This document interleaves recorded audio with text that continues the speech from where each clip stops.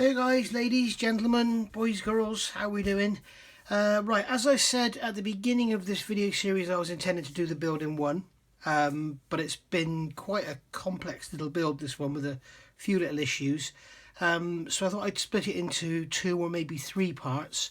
So if we assume for now I'm going to do it in 3 parts, that'll be 1 was the chassis, which we've all done. 2 will be the bodywork. I'm also going to have to paint the engine at some point and fit it, but that would be too much fuss. And then 3 will be final assembly and weathering and everything. So sorry, did I say 2 would be the bodywork and the painting and everything? Because I've had a look at some reference photos, and it would appear that with most of these APA units, the actual rear end is a different colour to the front, almost as though the relevant airfields or whatever have bought a truck and then added the rear end to it, sort of converted a cargo trucker. Have a look on Google, see what you think, but it's quite interesting, and it makes for quite an interesting looking model. So basically I'm going to start off with the cabs. I have got a lot of parts here already removed, parts of the body which are in the box here, like the cargo bed and everything, and we've got the actual base with the inner wheel arches, and I've removed these basically because I wanted to deal with the ejector pin marks which they've got in them, and this is this on the side here is quite visible up under the fender, so when the actual fender is in place, let me get the right side, it will be something like this, something like that, and you can see it's quite visible. There's this sprue mark there, so I want to get rid of that, and so obviously Mr. Surfacer is my go-to product for that. There's also ejector pin marks under the fenders which we've got rid of. There's ejector pin marks in the roof, there's ejector pin marks in the backs of the doors, and they're actually quite deep, some of those, so you can see there that they've been filled with Mr. Surfacer and sanding out. Dash panel there's nothing really much to do with that other than a bit of a sprue nib removal, and that's about it really. That's pretty much that. So yeah, on the whole, it's coming together nicely. It's a lovely looking little model, and I'm really pleased with it. It's very, very nice. It does have some issues. There's some inaccuracies, there's some mistakes in the instructions, and there are some fit issues as well. And what I intend to do is make a list at the end of this project when it's all finished, and I'll go through, and then if you are going to build this, you can make notes in your instructions, and as I talk you can pause and stop the video and write things down. So anyway, so moving on to these cabs. First things first, let's look at these doors. Now you can see this is a cab here that I've done some work on. I've got the little tiny handles on the back, and they fit in there beautifully. The doors, as you can see, they fit in there beautifully. We've got the air cleaner there sticking out. So that cab is pretty much ready for paint. And then the roof, wherever a roof may be, let's find a roof, not a roof, a roof. That fits on there, and it fits very nicely indeed. And you can see it forms a little sort of sun visor over the windscreen. So yeah, very, very nice indeed. I haven't put the roof on at the moment because I'm not sure how it's going to affect the clear. We may want to fit the clear here and then sand the top flush because the clear may be proud. So I'd rather fit the roof down onto a flat surface rather than have to mess with the clear and try to fit it into a recess, if you know what I mean. So there we go. The clear part, it looks like it's a very good design how it's going to fit in there. If we look in the instructions, the actual clear part, it goes in and it looks as though it sort of incorporates all of the metalwork underneath the I don't know what you'd call it on this, but the metalwork underneath there, the scuttle panel I guess, underneath the windscreen is all included. So that's a really nice touch that they've done that. So let's see how well that fits when we get to there. But first of all I want to concentrate on fitting these doors, because as you can see here, I've got these doors off and you can see they fit really, really nicely. But it's a lot of work, because if I show you this one, this is a door straight off the sprue, well, with the sprue nibs and everything removed. You can see it doesn't fit in the recess, it doesn't fit in around the top at all. It needs a lot of work. So for the newer modelers out there, what I want to do, I really should keep these together separately bagged, but what I want to do is basically take you through what I did to make them fit. Now the first thing, obviously, we've got a sprue gate in there which is helping the body stay in shape, which is a nice touch. So we just nip that out, and then we can come along with our, I'm going to use my Infini PE sanders, and just sand away the sprue nib. Now I don't really need to show you both sides because they're pretty much the same. It's the same work to do on both sides. So we're just going to get rid of that sprue nib, and we're also, with this number 10A blade, or number 10 isn't it, sorry, yeah, number 10 Swan Morton blade, I'm just going to scrape away the edges just in case there's any flash on there. Okay, and then we can come along with the door. Let's get rid of that as well. We can come along with the door and try the door in there, and we can see that it doesn't fit at all. Okay, now this side fits. In fact, I will show you both sides because they are different. This side actually fits okay around the top here, but the actual aperture, it's like it's too narrow, and as you can see, the door is kind of pushed away by the hinges. You can see there the door is pushed away. Excuse my nails, I've been working on Land Rovers today, working with grease and everything, so my nails may be dirty. I've had a shower and scrubbed, but you never can tell. So you can actually force the door in there, but you can see it's not a very good fit. So what we need to do is make the door fit, and the first thing I want to look at is making this fit around these hinges. Now, to me, it's like those hinges are a little bit big, so the first thing I'm going to do is come along with a knife and just slightly open out these hinges. Literally, I'm just going in with a knife and just literally scraping a tiny bit of plastic out of the sides just to widen them a touch, and then we should see a slightly better fit. Sod's law dictates we won't because the camera's on. Okay, so we can see it's slightly better, but it's still sticking out. So I'm going to come along with my sander again. In fact, I'm going to get the wider one, and these things have got 400 grit on them, which is quite worn out, so you'll see me doing quite a lot of sanding. If your stick is coarser, then be careful. I'm just going to take away some of the frame, some of the inner frame, and also I've just taken away some of the actual hinge as well. Okay, so what we're looking for is we're going through and we're trying to get an improvement all the time. Now, something here, you can see this door will not go in at the bottom, and when we look inside we can see that this frame piece here is actually stopping the door going in. So I'm going to grab my knife and I'm just going to scrape some plastic off the front because it's not quite square. Now remember, if you're building this with the doors closed, you're not going to see any of this, so it doesn't really matter if you slip up and make a mess or whatever. Okay, and we can see that it's still not going down. Okay, so we still need to remove some more, so we'll get to the sander and we'll just sand some of this frame away, taking care not to break anything, and then with the knife I'm just going to come in and take the corner out. Make sure we've got a sharp corner in there, because you don't want to be sanding everything away and find it's just the corner that's stopping it. Okay, and it's still not going in, and we can see that it's still fouling on that bottom edge there, look. Okay, so I'm going to take even more away.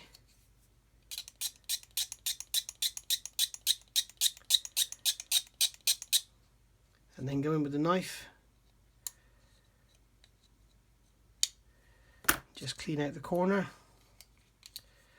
Try the door again. And it's starting to go now.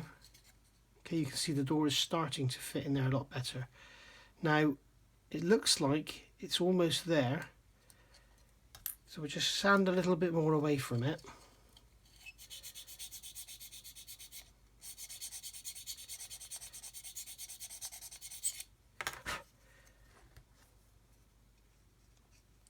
If you are an experienced modeler and you find this a bit boring, just fast forward away from this section, rather than sort of sit there, watch it and then tell me that you found it boring. So, you know, you've got a fast forward function, so it's there to be used. Remember, you don't have to watch. Okay, so we're getting somewhere now. We can see the door is still sitting slightly proud. So what I'm going to do now is come along with the, again with this curved knife blade, and I'm going to scrape plastic. I've just broken the top frame, never mind. I'm going to scrape plastic away from this inner edge here to allow the door to sit deeper, and I'm going to take some off of there as well, and this should allow the door to sit deeper into the recess.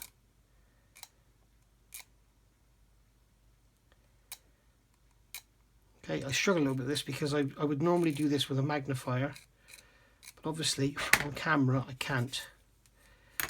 And I know how much you guys love these how-to things. So, and this doesn't just apply to this model. I'm going to glue this top. This doesn't just apply to this model. This applies to any model with removable doors. You'll often find this kind of thing. I think the Trumpeter, Scud Launcher and Smirch and all that, I think they're all the same. I think the doors are too big. So it's it follows along the same sort of thing. Just going to bend that, get it right back into shape. Now these doors are going to be glued shut anyway, so I'm not too worried about that broken frame. So now we can put that in there. We can see I'm only concentrating on the front. I haven't even looked at the back. And we're trying to get this door to sit a bit deeper. And as you can see now, we're actually starting to get somewhere. Okay, the door is sitting much more flush in the body. So what I'm going to do now is take some plastic off of the front of here, just to allow the door to sit deeper in. Okay, so I'm happy with that now. The front's gone in lovely and the back is starting to go in, but we can see at the top there it's a bit proud. So once again I'm going to do the same thing again. I'm going to come along with my curved blade and I'm going to run it down here and just remove some plastic from the inside to allow it to sit further in. If you go too far it's not an issue because you can just position it and then put some glue on after. And I'm just going to lightly sand over the back, and I'm going to get my Matador stick and I'm going to lightly sand over the back just to get it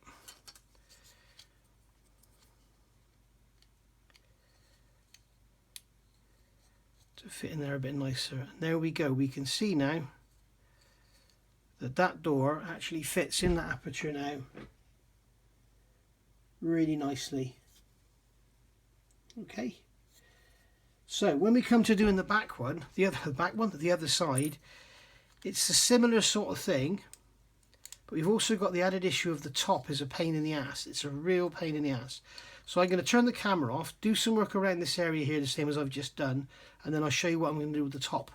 Okay, so I've got the door in at the bottom. You can see it's all fitting nicely in there. We can see at the top it's sticking out, and we want to make it fit in there. It doesn't fit in properly, and it's like the door is actually moulded too tall. So we could actually remove some of this plastic here, but that would be a bit of a silly thing to do. We could cut the frame away completely, but hey, that's cheating. Let's make this fit. So we're going to scrape plastic away, and I'm going to show you close up what I'm doing. And I'm just laying the knife into the corner and running across. I'm not actually scraping material from the top of the frame, I'm scraping material from the inside of the frame. Okay.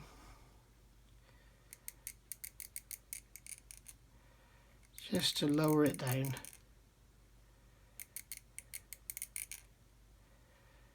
I'm going to run the blade along there just to establish a nice sharp corner.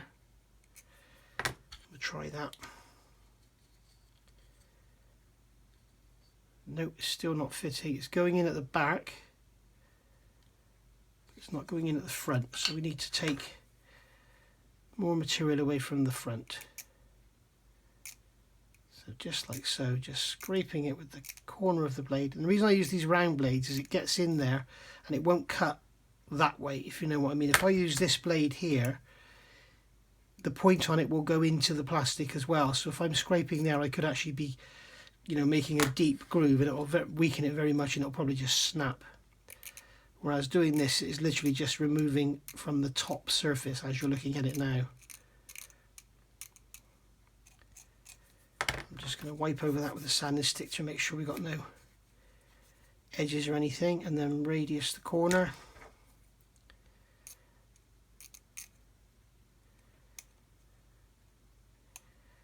Easier to do the corner with a knife actually. There we go. Let's see how that goes in, and you can see now straight away it's starting to go in. So what we could do now is just file some plastic off of there, or just continue with the same thing here, because we've got loads of meat on here to take off. I mean, if you really want to, what you could do is just cut that part of the frame away, but then you run the risk of, when you look at it side on, you may see daylight between the top of the door and the roof, and that won't look very good at all. And believe me, if you've gone through all the trouble I've gone through to get the chassis right, then it's worth taking the few minutes it takes to do this, rather than mess anything up. Because I seriously believe at the end of the day this is going to be a beautiful little model of a Ural truck.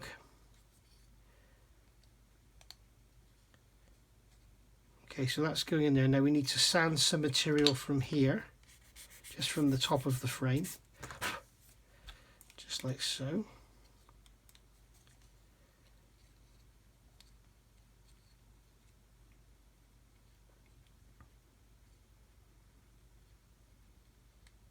And we can see the door seems to have a bit of a twist in it, or it doesn't want to go in. It needs some material removed from there. So I'm going to actually scrape some plastic away from here now.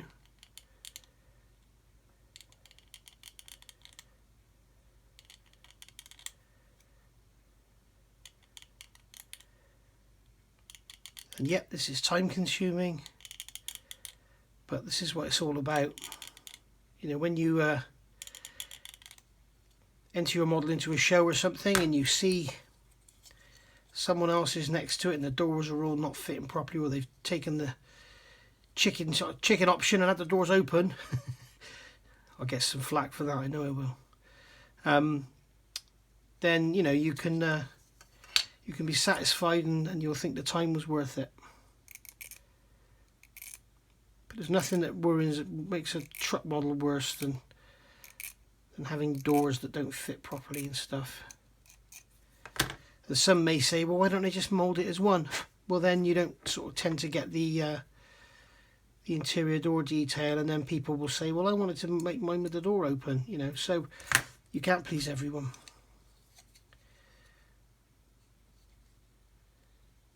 There we go, that's gone in there now. That's all fitting nicely. Fitting nicely on the front, nicely on the back. It's probably better than the real thing, to be honest. So there we go, we can come along with the other door. Drop the other door into position. And there you can see now we've got nicely fitting doors, both front and back. This one still needs a bit of work because it's trying to pop itself out, and I don't know why.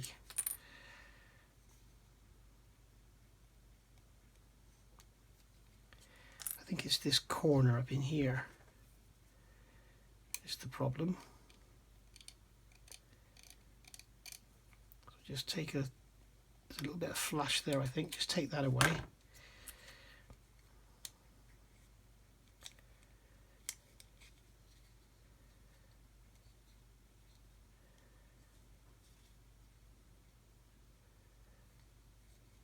Yep, it's still fighting me. So we'll scrape some plastic away from there, give us a bit of room to play with.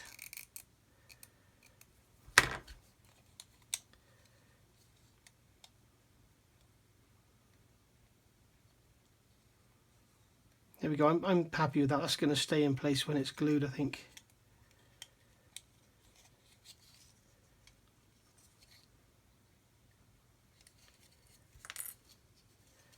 There's a bit of a sprue gate there I've left. That's probably not helping.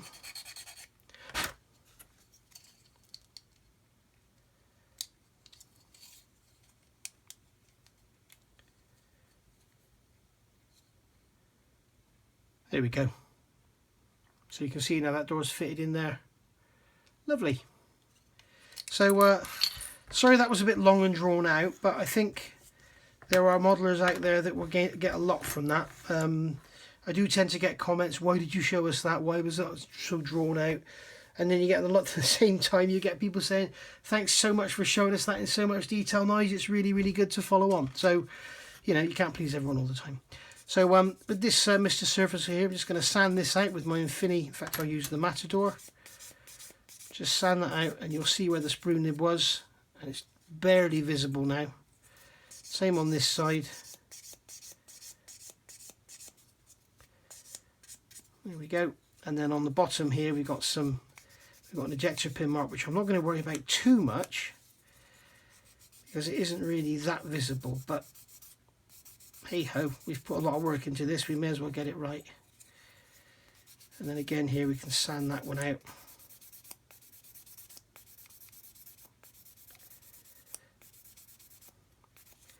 Okay, there's another drop in there, so I may as well do it. I really may as well do it. And the same on this one. Whoops. If you remember, I was originally going to do these one at a time.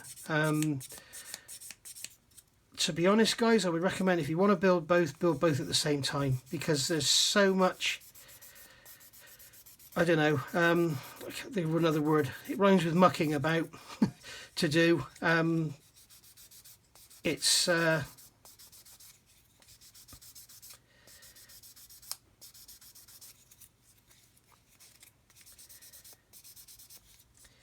not the easiest kit to build, certainly not for beginners. You can see on this one I've fixed the dashboard, the bulkhead in. So, and this is another reason why I'm not making too much fuss about the engine, because when this goes on the chassis, this absolutely fully encloses the engine bay. You've got the cab going on the top, like so. So that's going to sit in there like that, and it is a stunning fit. It's a beautiful fit. Look at that. It's really, really nice.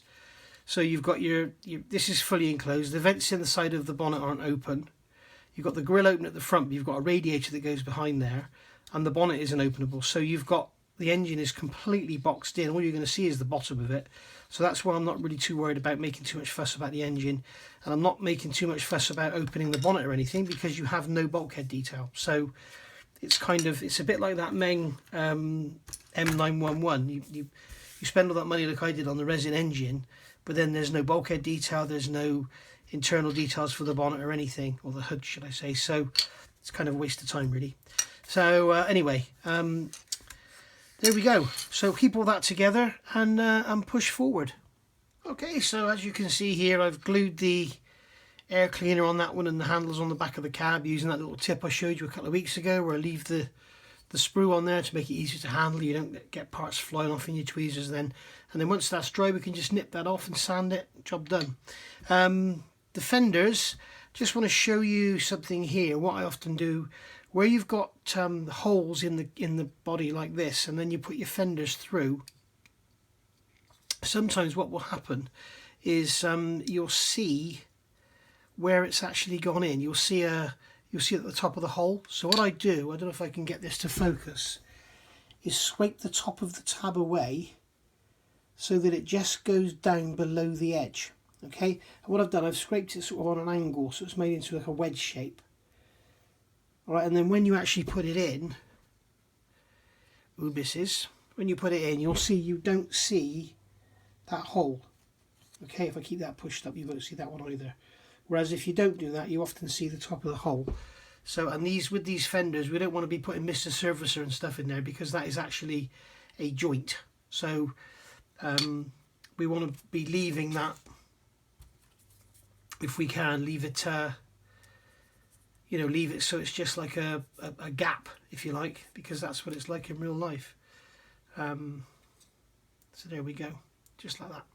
So actually saying that, I'm not sure if this panel comes down on top of the fender or if the fender goes into the side of that panel.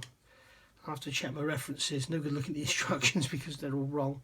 What I'm going to do next though is get in there with a tool, and I'm going to grind away the back of the plastic here, because these vents are quite a feature Ural. So I'm going to grind that away there, and that way we'll see some daylight through either side. We can actually just about see in there where the moulding is, but we just grind it away. It's quite thick, but the recesses are quite deep, so we've got plenty of way to go through there. So we just grind it away from behind, and then we should see through, and just clean those up, bit of extra thin in there, and they'll be lovely clear open vents. So, but that'll be, it's quite late at night now, that'll be for tomorrow I think, because just had a shower, don't fancy sitting here in a cloud of plastic dust.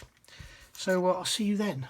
Right, pressing on with this now. If you remember, I talked about having these vents in the side of the bonnet, in these side panels or the hood, having these open because they're a very predominant feature of the vehicle, with these large open holes in the side. So I've done one, and you can see there that it's a massive improvement having those holes open than having them all moulded closed like that, especially when you've got an engine in there, which there's no other way you're going to see it. So I thought I'd show you how I've done this.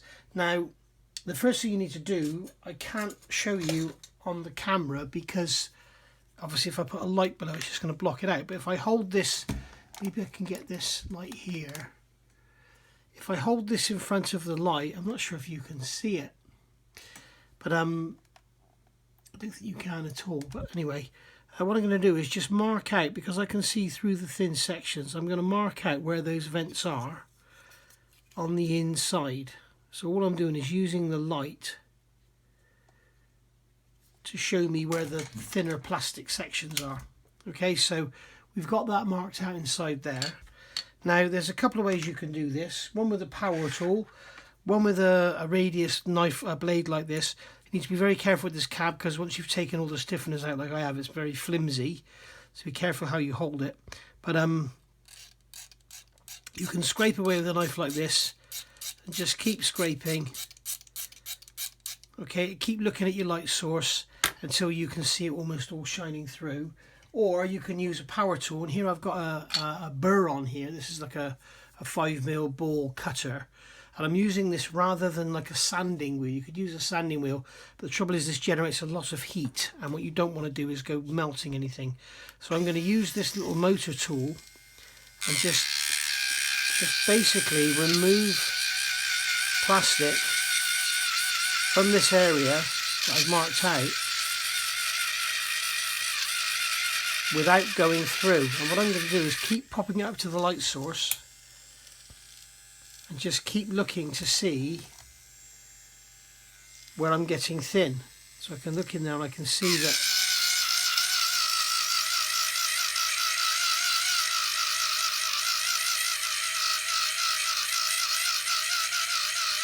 what you don't want to do is go through, and also you want to be careful around these slots where the mudguards fenders go in, because you want them to remain with a thickness which is going to be good enough to hold the fender in place.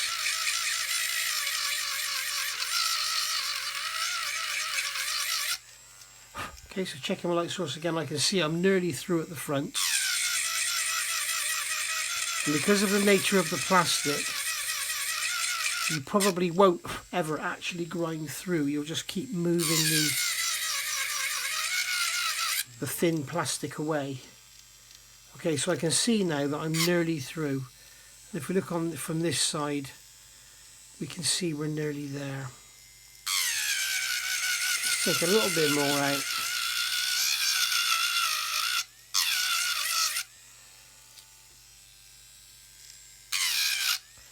Okay, so we can put the power tool down, and with a pointed blade, with a sharp blade, you don't want an old blunt knife, I'm just going to go in and push through and open up those areas.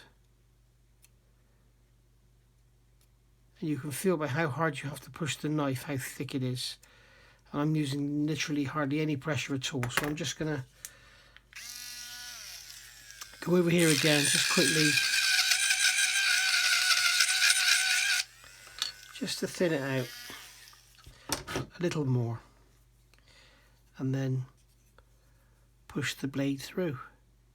So I'm going to concentrate at the back making sure I don't push the blade through into my finger. Okay, so you can push through at the back, get a clean line there, and then turn over again in the back, come into the corner just like so, and then we can work on the front.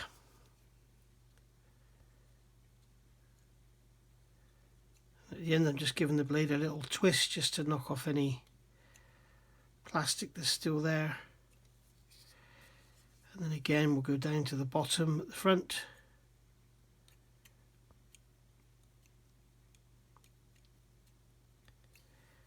And you can see there we're starting to get the shape we're looking for. We've got the holes appearing. Okay, it just needs some cleanup. You can see from behind there where you thinned it out. Okay, so I'm just going to go on with the knife now, clean that up, do a little bit more scraping, and then we'll come back. Okay, so there we go. Once I've got in there, cleaned that out with a knife, done a bit of scraping, just cleaned it all up, then come in with some Tamiya extra thin. Don't use the quick setting, just use the extra thin. Dry the brush off quite thoroughly on the side of the jar, and then just go around and just clean up. Just brush around where you've been, and it actually takes out all the roughness and little bits of fluff or whatever that are there, and it kind of cleans it up. I mean, that one is not perfect, but it's a lot better than having it all moulded closed up, because when you look through the side of the truck you'll be able to see daylight through there like you can with this one. You can see daylight through. Let me make sure I'm on the right angle. You'll be able to see daylight through. Try and get some light behind it so you can see daylight through. There you go, you can see my knife in the background there shining through. Okay, so there we go. Right, I'll get the other side done now, and then we'll come back and look at another part of the build. Right, so moving on. This is a week, I think, since the last segment I recorded for this. It's actually my birthday today, so I thought I'd do a little bit on this, and then I'll go to the pub and sit outside in the wind and the rain and celebrate my birthday. Yay. Right, so we have got some parts here. We've got the cargo bed is all built up. This goes together beautifully. You just need to use a lot of care on how you locate all this. Make sure you dry build it and make sure you're absolutely familiar with how it goes together first, because you could be fooled by how it does go together. And I've just noticed I got a bit of flash on there, which I'm just going to remove. In fact, that's actually a bit of sprue nib. So I'll get in there now with one of my little I'll get in there with the Infini P sanding stick, which is an awesome little bit of kit, and it's the perfect width. I just remove that sprue nib, and I bet we've got the same on the other side. Yes, I missed that as well. Look, so even a modeler as fantastic as me with all my years of experience can miss things. Yeah, right. I'd be better if I finished stuff, wouldn't I? So anyway, there we go. So I'm going to spray the underneath of this. I'm going to spray the inside of the cabs. I've got the seats here. I'm going to spray around the seat bottoms as well. I've got two of those there, and then we've got the two cabs here. I've got the roof section and the doors held onto the actual cab itself with white tack, and the reason being is I don't want to mix them up. The roof, okay to mix up, but the doors, if you remember, we did a lot of work on fitting these doors, and I'm not sure that I can interchange them, so I'm actually keeping them separate. So if you were building this model, I would seriously recommend doing the same, because we've sanded bits off the cab, we've sanded bits off the doors, and I'm not sure that it would all sort of, they would go, because we've taken different bits off from different places. So I also need to go around here before I do any painting and get this excessive Mr. Surfacer off of those little joints in there. So I'll go out first, and then we'll get some painting done. Now I've chosen the Russian Modern Green from AK. This is not to be confused with AK Interactive, the Vallejo type bottles of paint. This is the AK Real Colour. It's amazing. It's really, really good stuff. I don't think it's as good as the Tamiya LP range of paints, lacquer paints, but the closest thing I can find in this to in the LP is LP 56, which is a very, very close call. So what I think I'm going to do is probably use this on the rear end of the APA 5D, because most of the photographs I've seen of this vehicle, the remember we've got two models going on here. We've got the cargo truck and we've got the APA 5D. The back end is a different colour to the cab, so I think I may use these two colours because it's just a slight tonal difference. But horrible wet, horrible day today, windy as hell, so I don't really want to be opening the windows, so I'm happy to spray this without having the windows open, although I won't spray the LP without having the windows open. I shouldn't be spraying any of it without the windows open, really. I should really be using Mr. Hobby and thinning it with water.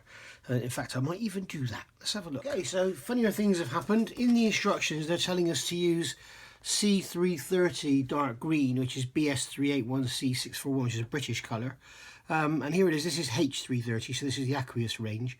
You can see on there it's BS381641. So with these Mr. Colour Canes, Mr. Colour, Mr. Hobby, whatever you want to call them, they are, some of the C's and the H's cross over. So, you know, you might get C12 will be the same as H12, some don't. Okay, so be wary of that. But this one certainly does, H330. So I can use this and spray it with water. The other thing is, this is the AK green, and you can see we've got a slight tonal change there. This is slightly darker, and we've got this one here which is slightly lighter than the three, so we can actually use these three paints to get our sort of our good look. Now, in all the pictures I've seen, all the cargo trucks tend to be all the same colour, as I say, but the APA 5D does definitely seem to have a different colour back. So I think I'm going to use this with water because I don't want the windows open and stuff, so I'm going to use this, and this will be awesome. As I say, this is the AK talking about water-based paints, this is the AK real colour. You can't thin this with water because it's actually like a lacquer-based paint, but this one you can. Don't be confused with AK Interactive, the one in the bottle. As I said, I did have a set of those with Russian colours. They went in the bin because they're that good. So I'm going to use this one, mix with water, and we'll see how we get on. Just a little tip for you guys: if you've got these jars and you can't open them and they're really dried up solid, let's take another one here. Let's see what this one's like. Yes, I cannot open that at all. It's twisting in the glass. Take a big sausage of blue tack, roll it around the jar like so, okay, and then you'll have all the grip in the world and you should be able to open it, he says. God, there we go. Okay, so it gives you all the grip on the glass so you can open it. The other thing you can do is run it under the hot tap, or just go around and tap the sides of the plastic, and that sometimes helps you open it. But there you go. So that's a little tip for today. So there's our bunch of blue tack. By the way, I did say I'd use white tack on here. The reason I'm using white tack, this is white tack rather than blue tack. I use this for my sausages and stuff when I do camouflage. You can see this has all been used and it's got some colours in it. But it works a lot better than blue tack because it doesn't leave the residue behind. So I tend to use white tack rather than blue tack, although I think I accidentally used blue tack in one of my videos and somebody picked me up on it. So there we go. So right, let's see how this stuff works. Let's see how this thins. Grab the back of a brush. Not got much left in here, and it's all gone quite thick where it's probably quite old, so I'll have to get some new. But there we go. So I think what we'll do is grab a little plastic mixing cup, and I think we'll just pour some of this in here. You can see it's quite thick, so that should be plenty for what we want. And this is one of the reasons your lids stick on, is because the paint on the top there, when you put the lid on, it sticks the top back down, and the trouble is it's all over the top there. You can't really get that off very easily, but you can always wipe these off before you put the lid on. But I'm going to be taking the top off to pour some more back in, so I'll just put that back on loosely. Now I'm going to get some water. I've got my water here in this is an old eye wash bottle. They're dead handy for putting your water in. So you can put some of that in there, and we'll see what that mixes up like. And I want to get it so it's the right consistency. Now a lot of people say, you know, consistency of milk, well, that's a bit stupid because there's lots and lots of consistencies of milk. But what we're looking for, we want the colour to cover the sides, okay, like that is doing there. You can see it's covering the sides and it's running away. So you want it to be thick enough so that it's covering, but thin enough that it runs away. So it needs to just be slightly opaque. So that is about right. It might be a little touch too thick, but I'm only after putting one coat on. Remember, this is thin with water, so we need to be a little bit careful about going over thin, because it won't, when you look at solvent paints, they flash off. The solvent evaporates straight away. So if the paint's too thin, you can spray it on quite thin and then wait for it to flash off and go over again. When it's water based, it doesn't flash off anything like as fast. So I've got the compressor down here. I've got my pressure at about 22 psi. So we'll just put this in here. Now I haven't used this since I did my clear coat on my B52, so I'm not sure how this is going to go, but okay, looks like there. And we'll try on the bottom of the cab, at the bottom of the cargo bed first, just to check the coverage. And this is one of the beauties of Mr. Hobby Paint. You can actually thin it with water and get a lovely, tough, durable finish. It's like, you know, I can't smell this at all. I should still be wearing a mask. I should have the windows open. I should have an extractor on. But for the purpose of the video, sometimes I can't do that. But we can see here that we can still get a lovely, lovely finish. And the other beauty of it is it's still going to be durable. Okay, so there we are.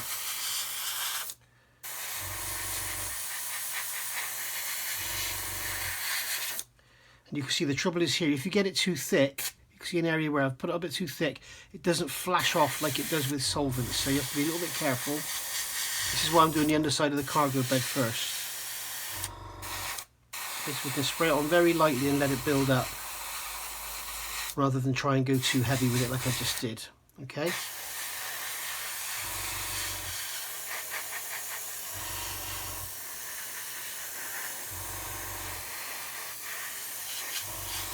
So we'll leave that and come back to it. As you can see, it's drying, but it doesn't flash off anything like as fast. You can go just there, knock it back, and then once it's gone matte, you know it's dry enough to put another coat on. But just need to be a little bit careful with it. Don't go trying to pile it on. Okay, so I'm going to get the inside of these cabs done, get all these bases done, and then I'll come back. And there we go, guys, all done. I actually changed my mind in the end, and I did go for the AK real colours, the modern Russian green, because that green, although it's caught up in the Kitty Hawk instructions, as we know, Kitty Hawk can be wrong a lot of the time, and it just looked a bit too dark, especially for the interior of the cab. So I may use it on the outside, because I do think these Russian trucks do tend to look darker than the modern Russian green, but you have to be very, very careful when you look at photographs and images online. You know, the cameras can play really tricks. If you want to see what I mean, just go and look at some blue, you know, go and look at some MiG-23 cockpit interiors in that lovely, you know, that lovely Russian turquoisey green. This colour, isn't it? It's this kind of that Premium Hobbies uses. The variation in shades from different cameras you'll see is absolutely amazing, and it's quite incredible. So go take a look. So you know, you have to be careful what you're looking at, but basically I think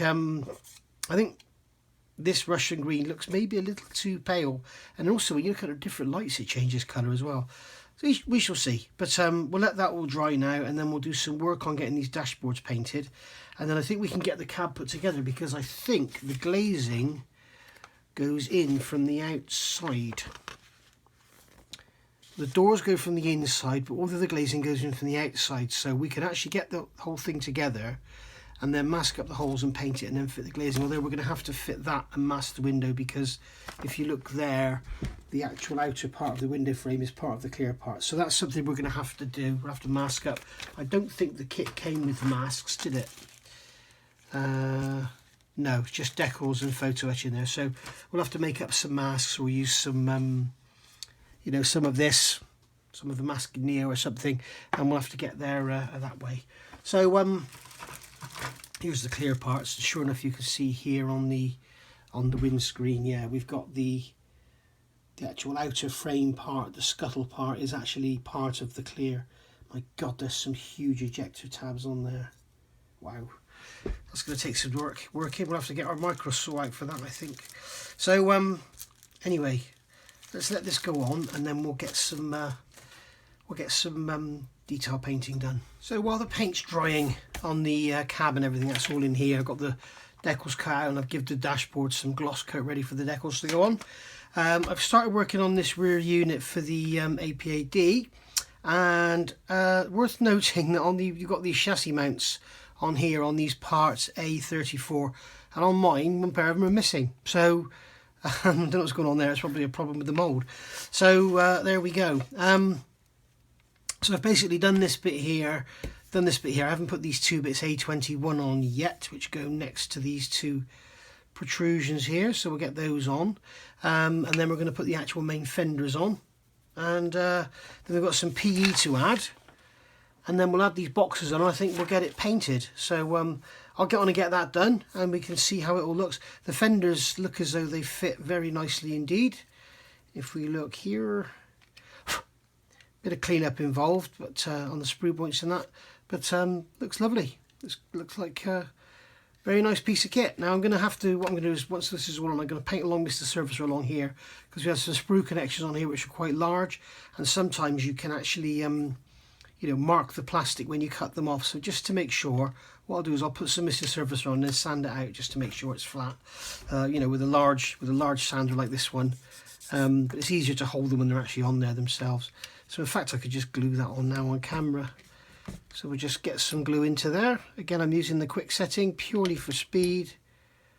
So we just get some of that in there, and again, hold this in place, glue it, let it go, and then don't touch it again. What you don't want is glue oozing out where you've got a join, you know, where it is actually a join panel to panel. You don't want glue oozing out of there. It's not like an aircraft fuselage centerline where you'd be sanding it and everything. This has got to be sort of glued as is.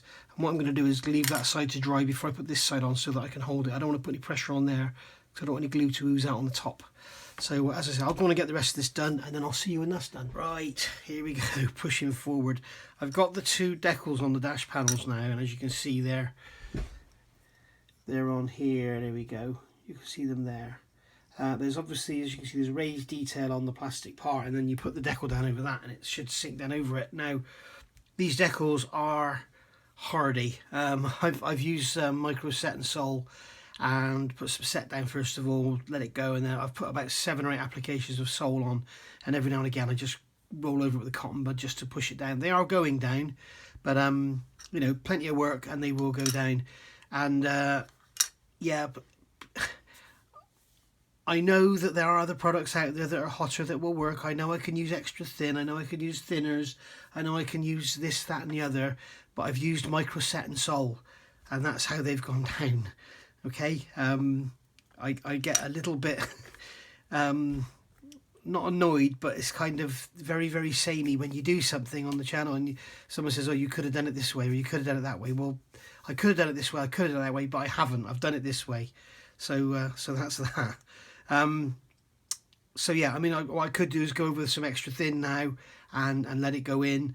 The problem I find with doing that is it often damages the plastic underneath, so I don't tend to do that.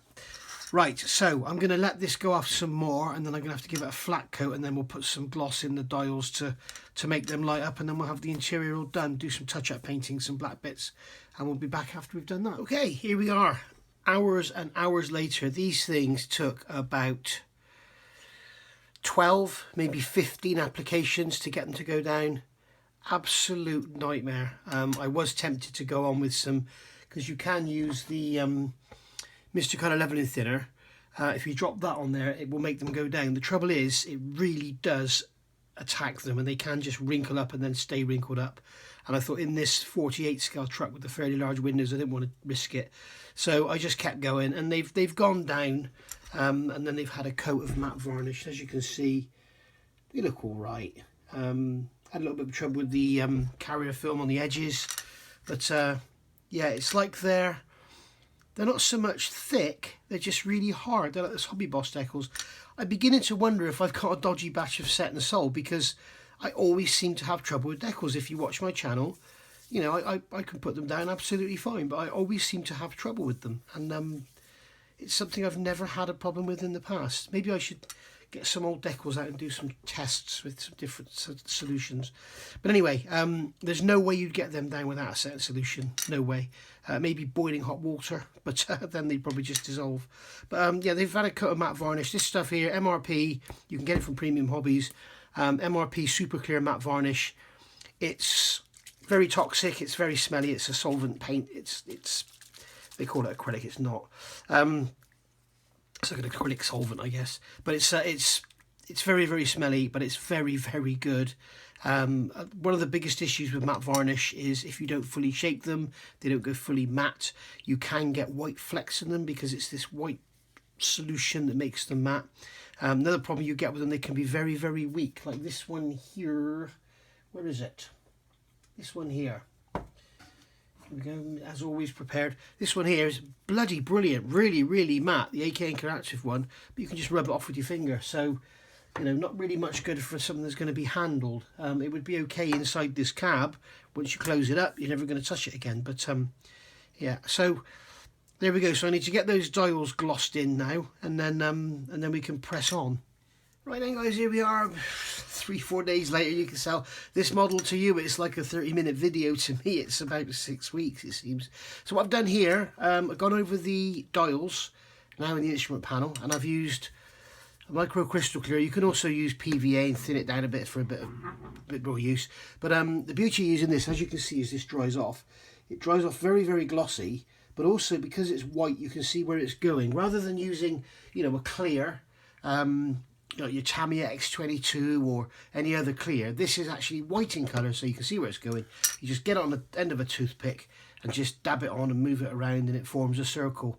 It doesn't need to be perfect. All you're after is the effect. When you look in the window, you'll see the glossy dials against the matte dashboard everywhere. So that's that. Now I'm going to get the seats painted, get them glued in, paint the steering column, steering wheel and gear sticks and everything, and then we should be able to put the cab on. So let's get that done. So the seats are painted now, and I've basically brush painted them with Revell Aquacolor Anthracite 36109, often just referred to as 09. Revell paints they give great coverage, they mix well with water, and they brush really icely. Their downside is they're generally a satiny kind of finish. You won't get much of a matte finish, and they do take a long time to dry, but they are quite hard wearing. So I would never use them on something like a chassis like this, because they're not very good for spraying. I find I much prefer other paints for spraying, but for, you know, brushing in stuff, like if I was going to brush in floor mats on here, I would probably use it. The other beauty of it, because it's water based, it won't lift the paint that's underneath it, so that's another good thing. And then I've just, I don't know if you can see on those seats, and if the camera's going to pick it up, you can just see some dark patches in them in the centres. And what I've done is very lightly airbrushed some of the Tamiya LP5 semi-gloss black into the centre patches. And that's just the first bit of the weathering process for the seats to make them look quite realistic.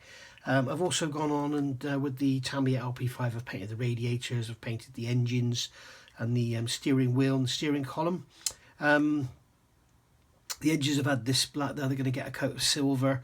I don't know how far I'm going to go with detail and careful painting, because really you're not going to see anything. The only reason I've painted them at all is because we've opened up the vents in the side of the hood there, so that's the only reason. So you're going to see something in there. I'll probably just put some red brown on there for the exhaust, maybe a different colour for the air cleaner, and probably make sure the belts remain black, but the rest of it I think will just be silver. I think silver and black. But black is always a good undercoat for your silvers, especially when you're not after a gloss coat. If you're after a gloss coat, use a gloss black. If you're after a dull coat, use a matte black, and you'll always get a really good, nice solid coverage with your silver paints there. The other thing I've done, I've noticed in the cab when I painted the gear sticks, there's no knobs on them. So if you can see on here, if I bring it close in, you can see I'm adding some knobs here with again using the micro crystal clear, and you can see on here that's almost dry now on that dash, and you can see we've got the glazing on the actual gauges themselves, so you can see that makes it look a lot more authentic. I've also just gone over and sort of brushed in some of those knobs underneath the dash there.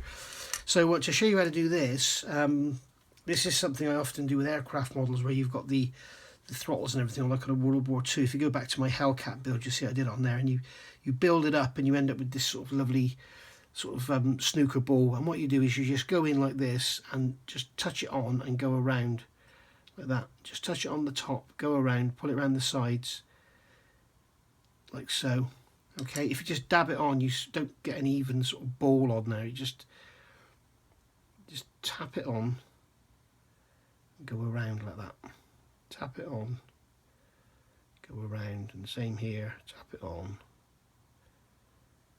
go around, and then you end up with these kind of ball shapes on there. Okay, and then they'll shrink back, and you generally have to put sort of 3 or 4 applications on. Not going to fuss about this one too much because it's 48 and you're not going to see a lot in there. But that's that. So we let all this dry now, and we get some silver paint on those engines, and maybe get the engines fitted into the chassis, and that'll be the chassis done then. So see you in a minute. So engines are painted now, and as you can see, they look quite nice for 48 scale engines that you're never going to open the bonnet and see anyway. But this is the brights that you saw them just now sprayed in the LP5 lacquer paint black, and then the actual engine itself is painted in LP48 sparkling silver. Now I just wanted to, this was basically an experiment to see what this paint looks like, and you can see it's a very sparkling metallic finish you get in there. So I don't quite know where you would want to use that, maybe on a bright new aluminium casting on a motorbike or something, but you can see it's got this kind of metallic fleck in it. And yeah, really nice. Dries almost instantly. By the way, the black I thinned sort of 50-50 or 30% thinners. The LP48, the sparkly silver, I sprayed directly from the bottle. Then the gearbox and the air cleaner are LP61 metallic grey, again sprayed directly from the bottle. I did mask off the back of the engine, and I masked off this drive shaft area here. So that's metallic grey, and as you can see there, again, it's a lovely finish. I do really like these lacquer paints. They're lovely. They are very toxic and smelly, but they do go down really nice. And then the exhausts are brush painted with LP18 dull red. I think this is actually meant for doing ship hulls, but I thought I'd give it a go. The one thing I have found, if you use these on the brush, I don't know how long you have to wait, but basically as soon as I started brushing it, it was pulling up the silver and the black beneath it. So you need to be a little bit wary of that if you're using this paint on the brush. If you're dabbing it onto knobs and stuff, I think it would be absolutely fine. But as I've done on the dashboards. But if you're doing anything nice, you want to get a nice finish on it, be a little bit careful. When I painted the exhaust here, again, you know, this black has been on it for weeks, but it did start to lift.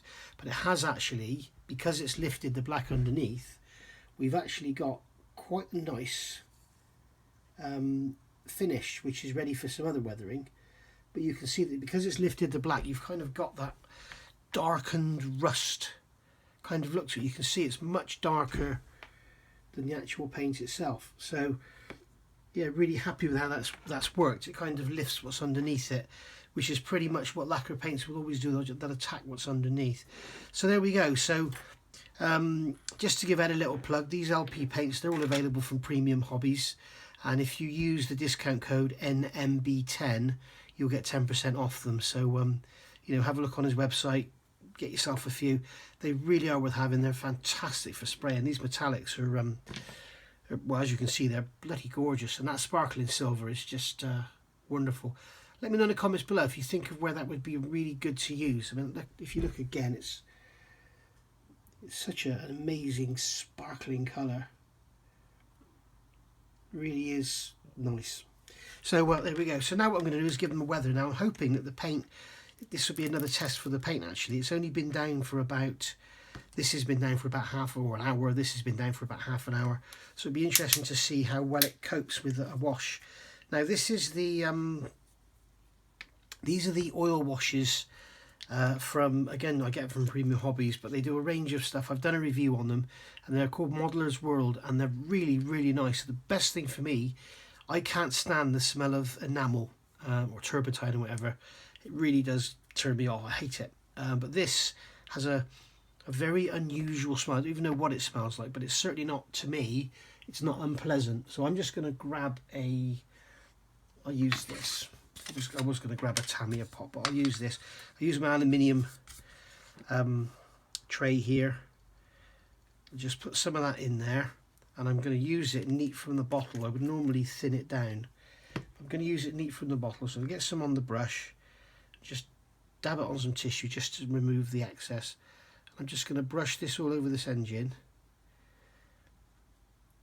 And you can see, in fact I don't even need to dab it on the tissue, we can just put it on neat. And you can see it's picking out all the detail. Go over that air cleaner, go all around the front. There's not really much detail for it to pick up on, but this is really just to show you what it does, and it's a test for me to see how resilient the LP paints are when you start to put a wash on them very soon after you've put them down. So they seem to be coping quite well. I can't see anything lifting anywhere. So you can see that engine is that's taken on a whole new look. So this is something else we could look at. You know, the sparkling silver with the wash on it, it's actually giving like a nice, I think on an aluminium casting, like on a 12th scale F1 car, or you know, those Tamiya Porsches, which are beautiful, or any of the Tamiya 12th scale stuff. I think they'd look really, really good. So I've got some of those kits. Maybe we'll give it a go. So you can see I'm putting this on really heavy, probably too heavy on the air cleaner there. Just take some away, brush it onto the gearbox. As far as accuracy goes, I'm not at all sure about these colours, but I do know these engines. I've only ever seen them, painted like a sky blue sort of colour, or silver. So I've gone for silver on both of them. Again, let me know in the comments below if you know what the correct colours are, or if what they denote, if basically, you know, Cold War period they were all silver and then afterwards they decided to paint them green, or vice versa, or whatever. But there we can see that, let's use this one actually because it's going to be drier. We can see that the effect that the wash has had on there.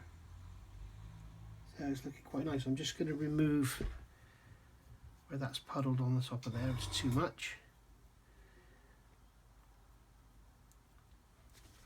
Got some puddled in there as well. So where I've put too much on, you can see it's puddling. But this is the beauty of these oil washes. You can come back and take them off, which is not something that's so easy to do with the acrylic washes.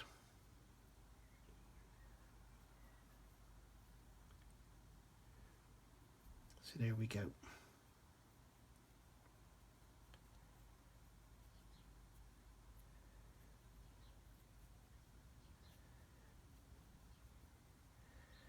So that's those done.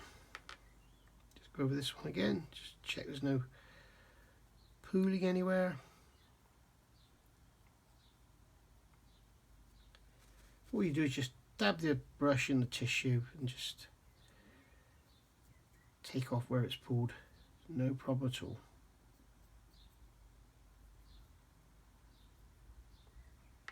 So there we go, that's our engines done. And I think what we will do, while we've got some here, I think we'll just put some around this floor area of the cab. You can see I've already put some, I've dry brushed some iron colour down there. And I think I might just give a light run across the dashboard as well, just to try and sort of highlight things a little bit.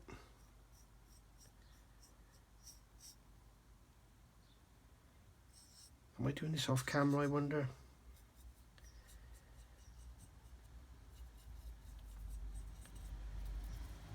Okay, I've practically run out of this now, so I'm just going to almost dry brush it on. And there we go, and I'm just going to run over there with a cotton bud just to remove it from the high areas.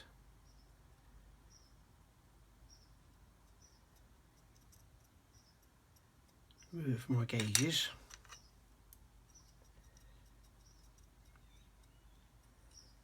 Just go over there like so. There we go. And that's our dashboards and stuff done. You can see it just picks up on the edges and it does make it look much better. So there we are. Right, so let all that dry and then I'll be back. Okay, so that's the engines done. They've sort of pretty much dried off now. It's only 10 minutes later. Still got a little bit of pooling on that one because you just rub it off with your finger, job done. And if you don't like anything, all you got to do is come around with a bit of enamel thinners, or they do their own thinners. As I say, I've done a review of the Modeller's World product. Go and have a look, and looked at some of their washes. They also do an oils thinner and cleaner. They do a leveling thinner for brushes, which works fantastically. This one here, I've used this on a couple of models now. It works fantastically for brush painting, Tamiya paint. A couple of drops, works a treat. And their airbrush cleaner is nice as well. So let's look at getting these engines into these chassis. On the floor, I've actually put some of their black brown wash as well into the floor, just to sort of highlight that and make it look a bit grubbier. You're not going to see it once it's built, but hey, it's all the fun of building, isn't it? So with the engines here, the idea is you glue the radiator onto the engine like so, and then glue it in. The trouble is you've got to make sure you're getting everything perfectly square and everything. You want to make sure the radiator is not on the piss, as it were. So what I'm going to do is just put the engine in. We've got the drive shaft here is going to go into the front of this transfer case like so, and then the engine fits up very tightly. There's this little cross member here, remember the one I replaced with plastic rod? That fits very tightly in there. And then we've got the engine mountings here that just pop into the chassis, and then the radiator, you see, it's going to have to all go in together. The radiator, I did quite a lot of cleanup on this radiator to get it to fit. Before you get to this stage, test fit your radiators into your chassis. I found that with mine, that the radiator had to have quite a lot of material removed to make it fit. So worth checking.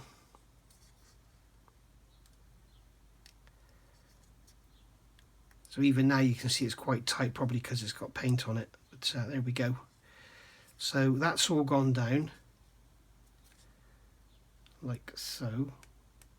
And I'm actually not going to glue any of that yet because I want to make sure that everything's going to go over it nicely. Because if I find troubles with the radiator, the actual cab fitting and not fitting over the engine and everything very nicely, then I'll just take the engine out. Or just carve the top of the engine away or something. So I'm not going to glue anything yet. So we're just going to fit up this radiator here, just like that. Put the dry shaft into the transfer box like that. And then get the engine to go down behind that tube. Get the radiator into its recesses. And make sure the engine's going down into the recesses, like so. There we go. And that's all in. Nice and square like that. And there we go. You can see now we've got our engine in there. As you can see, it's not very detailed. We don't even have exhaust pipes, but you know, it's great when you look through. We've got these holes. We've got these holes here cut in the side of the cowlings. When we look through, we will see an engine in there if we care to look through, but we probably won't. But it all makes for better watching for you guys, doesn't it? And what I'm going to do as well is give that radiator a dry brush of some metallic grey, just to sort of have a bit of a feature of it, because you'll see it through the grill there. So I think now I'm at a stage where I just have to wait for this to dry, because I want to put some black paint on those knobs, but obviously I need them to turn clear to know that they've dried, so I'm going to have to wait a few hours, I think. The other thing we can do is add some effect to these seats. Now this is something I do on seats that I learnt from a guy on the Tamiya stand at Telford back in about, I don't know, 2003. It was when the Famo had just come out, and I asked him how he got the effect, and it's quite disgusting to some people. On your face, down the side of your nose, you just rub your finger and you will get a slight amount of skin grease on your finger, and you just literally rub it onto your seat. And the thing is, because your finger is about the, on the 35th scale it works, but your finger is about the same shape and size as a bum, it contacts the seat in the area where the bottom's been and the back's been. So there you go.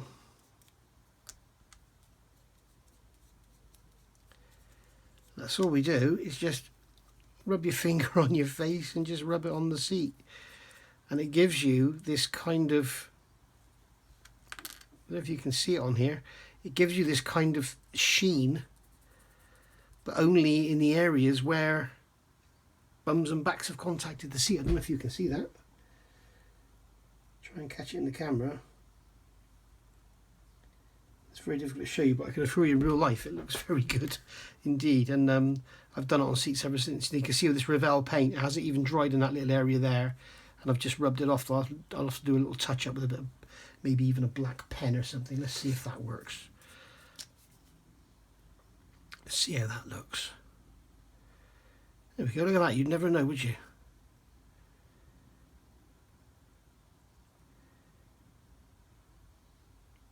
It's taking more paint off,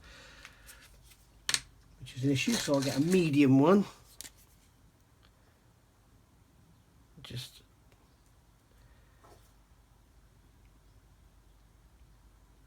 Just like that. There we go. No one's going to see that through the cab window, are they? We'll keep it a secret, eh? So there we go. So there we are. In fact, that may be quite a good effect to do that across the backs of the seats, just to have this difference in tone on the edge where it sort of never gets touched. I also want to put some dust in there with some pigments. That'll look quite good. So there we are. So that's the seats done. We can get the seats glued in, but I want to get those knobs painted before we do that.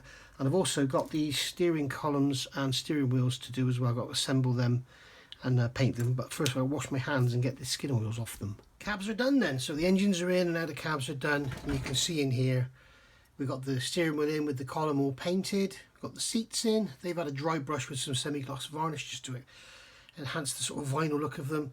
And I've also painted those gear knobs black if you look in there. So we're ready now to put the cabs on, the actual cabs themselves. Now if you notice on this one I've got the steering wheel turned to the left, and on this one I've got the steering wheel turned to the right. And that's because the chassis have their steerings turned to the left and turned to the right. So we've got to make sure we get them onto the right chassis.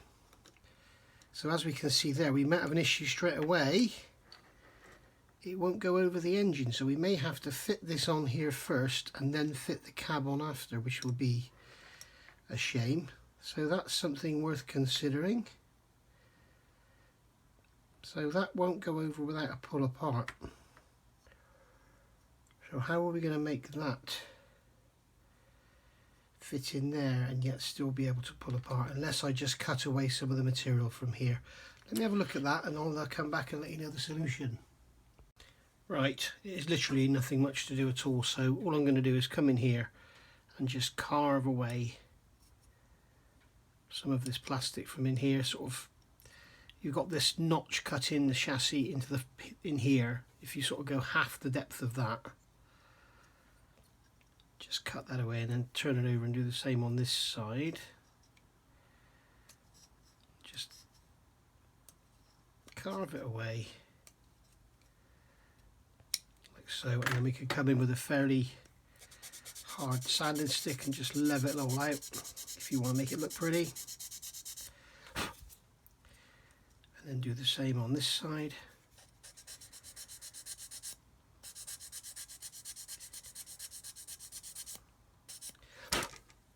And then we should find it will just drop over the engine then, like so. We've got plenty of clearance. So there we go. There's another little cock up to add to the list at the end.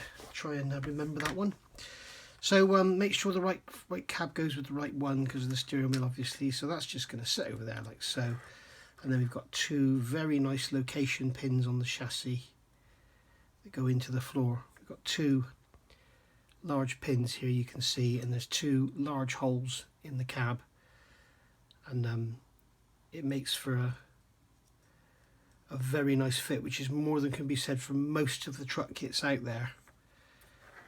Fitting the cabs can be you know, quite sort of good bit of guesswork. So there we go, so that's how they're going to look. So I need to paint the underneath of these cabs, but I think I'm going to assemble the top cab on first, and then we can paint all inside the fenders and everything. So I need to assemble up the cabs and then go from there. Truck cabs all glued together and pegged together. Still got the doors on the blue tack to make sure we keep the right door with the right cab. But yeah, all looking good. Not that easy to put together. The slots in the body are too thin for the actual pegs on the arches, so thin them out. And then sort of plenty of pegs and pulling it about, and I used the extra thin quick setting so I you know, so I could just hold it in place and then be good to go.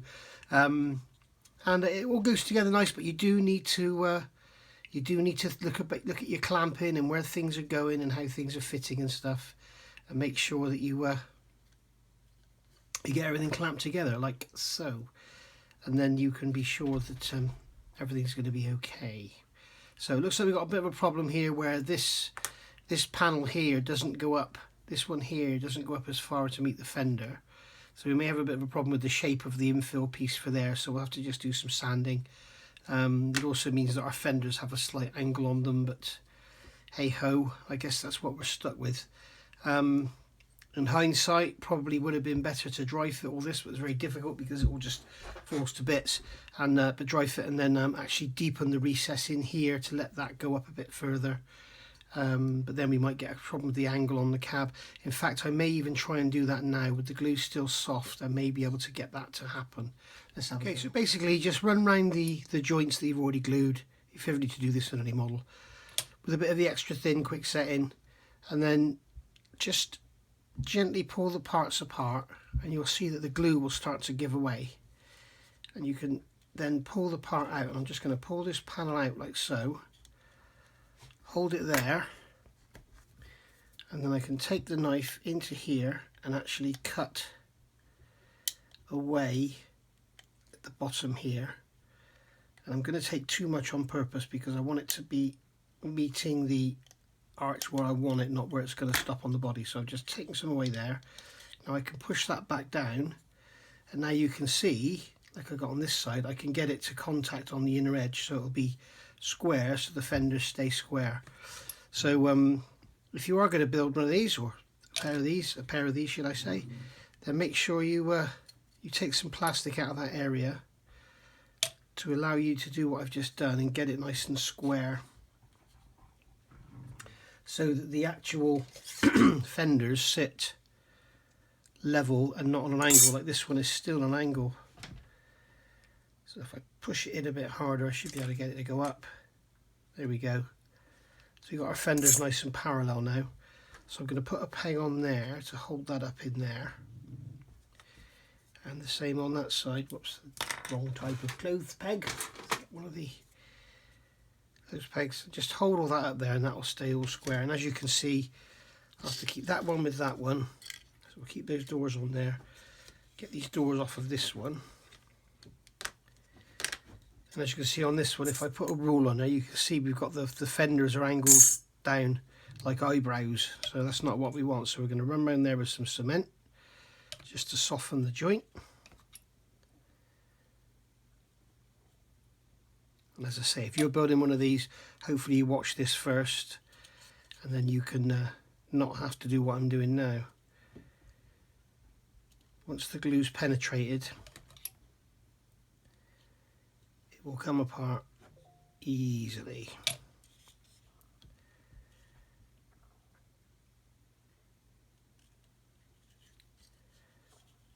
He says, just pull on that. There we go, it's coming out easy there now.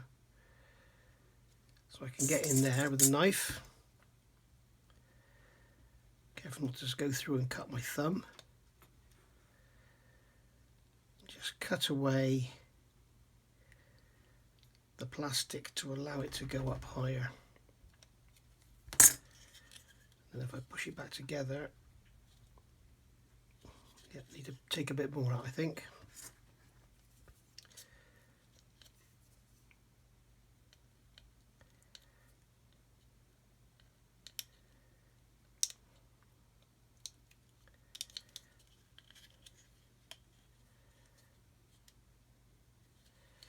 There we go. I can pull this one out.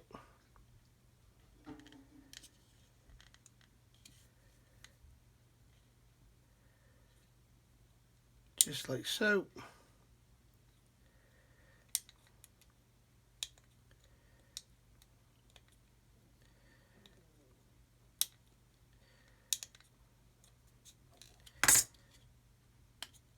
And then glue that one in the same.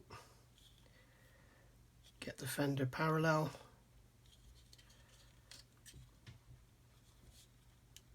Yep, I think that still needs some more out. Again, you've got to be careful not to go through and slice your finger open. Let's just use the end of the knife.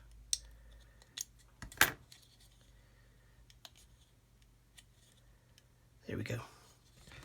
So just run around there with some glue again. Glue it all back in place. And then make sure you've got your fenders level.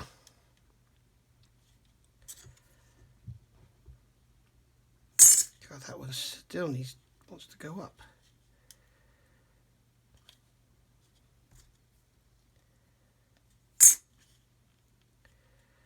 I don't quite understand what's going on with that one. It wants to go up even more. So as you can see, while the glue's soft, you can really work at it for ages.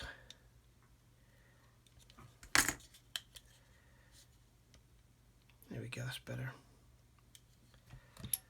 Some more glue in there just to take out the burr that I've just left behind. And then when we look at that, we should be able to see, nope, there's still not enough, so I'm going to do some more and then I'll be back. Okay, pressing on with the cab construction. Gone round now with the Mr. Leveling Thinners and just removed all the excess Mr. Surfacer I put in those joints. And then I've gone round the front. I've decided I'm going to paint these cabs with the 330 because it's slightly darker than the Russian green. And looking at pictures, they do look to be darker than a normal Russian green. And then what we'll do is we use the Russian green to do some fading on the top and make it look a bit sun-bleached on the horizontal surfaces. So I've had to paint around these lights. Now, if you remember, I pre-painted the side lights and indicators and fitted the headlights. Masking these up would be a complete nightmare to spray because you've also got to get around the sides of the indicators rather than just, you know, on the front. So what I decided to do was make up a really thin mix with water. Just painted it, you know, just painted it a few coats. It's about 4 or 5 coats on there. And then you can just go around afterwards with a cocktail stick and just scratch the paint off the clear parts where you got it on there where you don't want it. And you can do that for days afterwards because it's like an acrylic paint mixed with water, so it won't sort of bond very well at all. If you really want it to come off easy, use a Viejo colour and it'll just come off when you look at it. So that's what I've done there. So now all we need to do when we paint the rest of the truck, all I do is get a lump of blue tack and stick it over that whole area, spray it, and then I know I don't have to worry about any doing accurate masking or anything. So there we go. I think they look okay. So there we are. Job done. So let's leave that for now, and then once that's gone off, then we can mask it, and I'm going to paint all the underneath and everything. The one big problem I have got is I have hardly any of this left, so we're going to have to really try and stretch it out, and I may on the cargo bed have to do an undercoat and then just do a top coat of this because I don't want to run out and have to buy some more. As I said before, I've said all along, the APAD or APD, whatever it's called, APA 5D, this is going to be a lighter green. Everyone I've seen is like that. And then we're going to sort of bleach them and that. We're not going to dirty them up too much because they're on airfields. Now, obviously, Russian airfields aren't kept like US or British air bases. They're not particularly well kept at all in most cases. So there will be some mud on the tyres and there'll be some mud in the arches and we'll have some dust and dirt everywhere. But you must remember that if you're doing this for a USAF vehicle, the tyres would probably never see mud. So just bear that in mind when you're doing it. So we'll let that go off now, and probably now tomorrow as I'm talking to you, we'll get some painting done.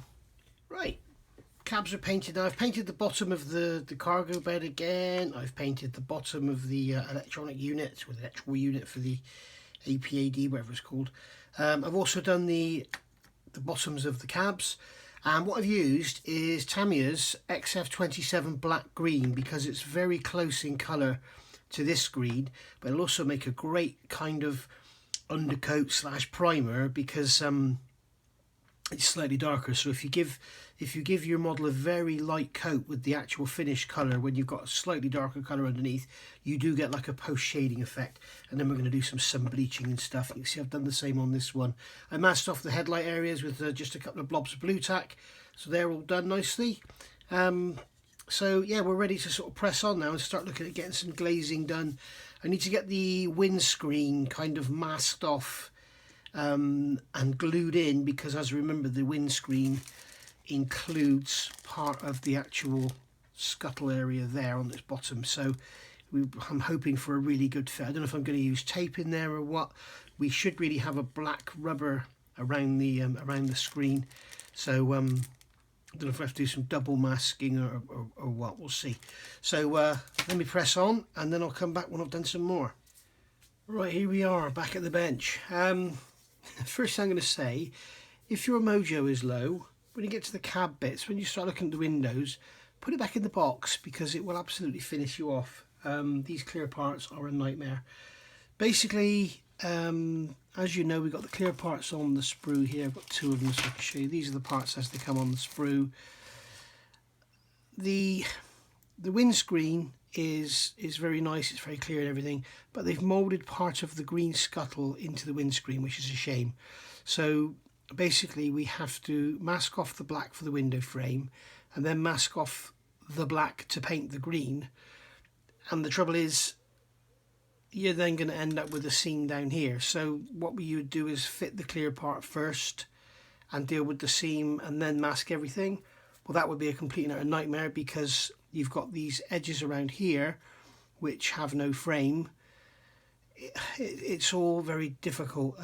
So what I think the thing to do is to actually paint everything, paint the black, paint the green, fit it, and just hope for a really nice seam down the bottom. I think that's going to be the easiest way, because if you can see around the side here where the actual glazing cuts in, so you've got the black edging coming up against the green metalwork there, yet on the bottom edge you've got the green metalwork against the green metalwork. So you don't need any seam work here, but you do need seam work there. And the thing is, you're going to have to mask it and paint it. And you know, when you start going in with your Mr. Surfacer and your cotton buds with alcohol to remove it, and you start taking paint off everywhere, it's just going to be a nightmare. So I think the easiest thing to do is just, you know, put up with that seam. It is a very nice fitting part. So you can see here I've got the clear parts painted. They've all got black frames. So these are painted Tamiya XF85, and I've had to double mask. So basically what I've done is masked up. If I can show you close up, I've masked up the black frame. So you can see I've just masked the glazing, and then I've made some other mask down here which will go over the blacks, and I can paint the green. So we'll end up with black window frames. And these parts here, the rear screen fits from the outside in, which is a nice touch. That's got a black frame around it, so that's masked off and painted. And we've got the side windows which go in the inside of the doors. Now if you look at these, they have got a massive thick flange going all the way around the inside, so when you fit them into your doors, that's what you're going to see inside. So they've done all this lovely moulded door detail, so you can have the doors open and have it looking really nice, but then they've got this huge great big flange all around the, you can see when you look at the inside of the glazing, this bloody great big flange that's going to be sitting inside the door. So you know, not over the moon with it, but anyway. And also the side panels that don't fit, you need to sand out the openings to let them fit in. They don't fit in at all. The windscreen fits beautifully. I can show you that here. The windscreen just drops on, and you can see what I'm talking about now. We've got the black frame here up against the green, but on the bottom we've got the scuttle which is going to be green. So we're just going to have to put up with that gap, I think. maybe put some dust down there to hide it or something. But that's basically where we are with that. So yeah, bit of a nightmare. I kind of wish they just moulded all this into the cab as you normally would, and then just fit the glazing. But I don't know. It's like with aircraft models, we like to see the canopy go into the fuselage a bit, so you're not dealing with seams around the clear parts. That's exactly what they've done here, and I'm still moaning about it. So I guess I should just shut up, really. Yeah, I'm doing one at a time, obviously, because I don't want to be doing the masking. Cutting these masks is an absolute nightmare because it's very, very faint, the actual moulded edge. So there we go, guys. That is that. So I'll put this back in its bag, and I'll let that XF85 dry for a little while, and then I think we'll remove the masking and fit the glazing, perhaps. The problem is I don't like using clear white glue to fit clear parts. I like to use cement, and the problem is if the cement gets under the tape, it'll capillary under and ruin the glazing. So wish me luck. Right then, guys, I've just had a look on the computer, and we're on nearly an hour and a half for this part 2. So rather than have you all sort of looking for the nearest bridge to go and jump off, I think what I'll do is call this a day for part 2, and then we'll pick it back up again in part 3. It has been quite drawn out. Some may say it's boring or whatever, but there's quite a lot to talk about with this kit, because especially when we start to do this bodywork, there is lots of fiddling about and probably looking at build sequence and process and how it all goes together to get a nice job. It's enjoyable. These windows are not enjoyable at all, but the rest of the kit, it's a fun little model to build, and generally the fit is very good. A couple of little quirks and stuff, you know, a few little errors which we're going to cover at the end. But yeah, so hope you've enjoyed part 2, and I will see you back with part 3 very, very soon. In fact, you know, part 3 will be up tomorrow. So I'll see you all soon for part 3. Thanks for watching, and part 3 we will get them finished, I can assure you. Another hour's work or another hour's videoing, and they will be done. Although we may end up going into 4, because we got all this lots and lots of stuff to go on that. There's photo etch, there's cabling, there's these sort of boom things which have to be done. I've done all the cleanup on them, but they actually go in and they're going to fit on and swing out and stuff. Swing out sister. So anyway, I'll see you all for part 3. Bye for now.